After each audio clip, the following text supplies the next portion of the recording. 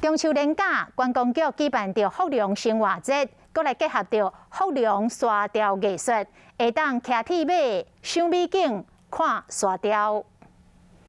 海边有真侪沙雕，大家这摆拢专工来看。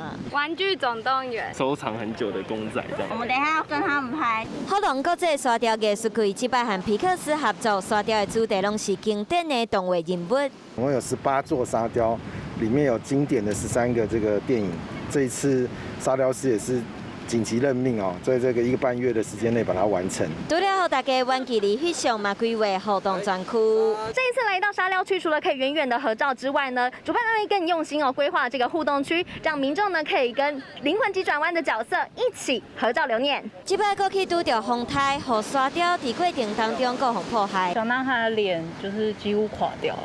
然后吉他的部分也都掉了。刚才看沙雕无够，交通部观光局嘛规划福隆生活节系列活动，邀请大家做回来。来这边欣赏沙雕之外呢，也可以骑着脚踏车哈。那除此之外呢，你也可以来这边来学习怎么样去做沙雕，就是我们沙雕的一个教学哈。大家会使哪骑脚踏车，哪看海边的风景，搁会使食美食。不过为着兼顾防疫。活动过程，大家嘛爱较食洗手的挂嘴罨，要让大家耍甲欢喜嘛安心。